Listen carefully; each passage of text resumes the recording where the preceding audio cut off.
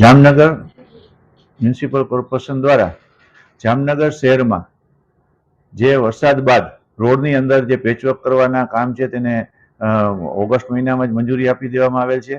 તે ઉપરાંત ઓગસ્ટ મહિનાથી આ સપ્ટેમ્બર મહિના આજ દિવસ સુધી થોડો વરસાદ એ ચાલુ જ રહે છે।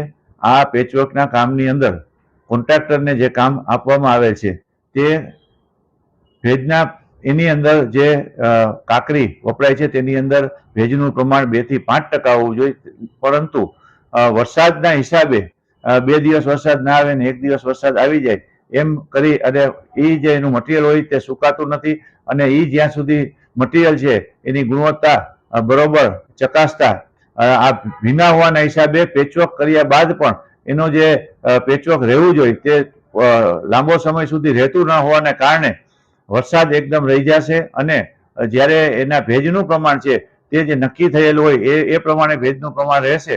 તે દરમિયાન પેચવર્કના કામ કરવામાં આવશે।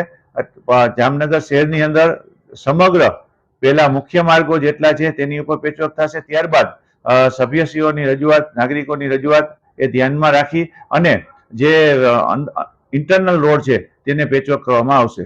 ના, એવું નથી। જામનગર મહાનગરપાલિકામાં જેટલા પણ ચૂંટાયેલા સભ્યો છે તે દરેક સભ્યોને પ્રાયોરિટીમાં કામ કરવામાં આવે છે।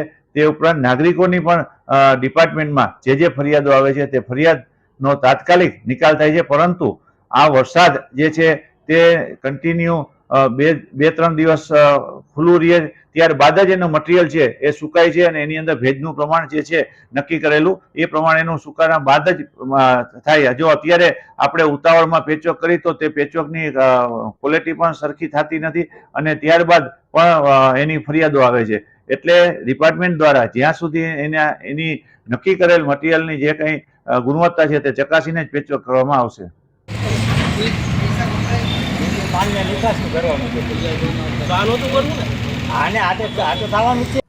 તારીખ 5/8/2025 રોજ મેં ચેરમેનશ્રીને એક લેખિતમાં રજૂઆત કરી હતી। અમારા વોર્ડ નંબર 11ના ઘણા બધા વિસ્તારો, 25થી વધુ વિસ્તારોમાં પેચવર્ક, પાણીની લાઈનો નાખેલી હોય તેના પેચવર્ક, ભૂગર્ભના પેચવર્ક અને વરસાદી માહોલના હિસાબે જે રોડમાં ખાડા ખબડા થઈ ગયા હોય ત્યાં રાહદારીઓને હાલવા ચાલવામાં મુશ્કેલી થતી હોય, તેથી ત્યાં પણ પેચવર્કની બહુ આવશ્યકતા હોય। તેથી મેં 5 તારીખના રોજ લેટર લખી અને સંપૂર્ણ માહિતી વિગતવાર આપેલી હતી, તેમ છતાં આજ દી સુધી કામ ચાલુ કરવામાં નહોતું આવેલું।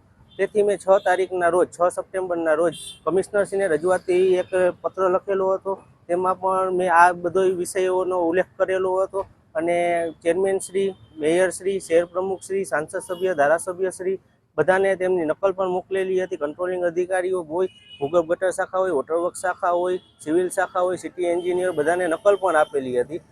તેથી આજે તારીખ 11 સપ્ટેમ્બરના રોજ નારાયણનગરથી તેમનું કામ કરવાની શરૂઆત કરવામાં આવેલી છે। તે બદલ હું તમામ પદાધિકારી, અધિકારીઓનો આભાર વ્યક્ત કરું છું અને આવી જ રીતે અમારા વોર્ડના બધા જેટલા પ્રશ્નો છે તેનું નિરાકરણ જલ્દીથી જલ્દી આવી જાય તેવી હું આશા રાખું છું। અધિકારીઓને લેખિત અને મૌખિક રજૂઆત કરવા છતાં પણ કામ ચાલુ નહોતું કરવાનું, તેથી મેં અધિકારીઓની રૂબરૂ મુલાકાત પણ લીધેલી હતી અને અધિકારીઓએ મને એમ જણાવેલું હતું કે ટેન્ડર પ્રક્રિયામાં ફાઇલ હોય અને ટેન્ડર ખુલી ગયા હોય અને જે સ્ટેન્ડિંગ કમિટીની મંજૂરી ના મળેલી હોય તેથી અમે કામ કરી શકતા નથી અને જ્યાં લગી કમિટીની મંજૂરી નહીં મળે ત્યાં લગી કામ ચાલુ નહીં થાય તેવું અમને જણાવવામાં આવેલું હતું।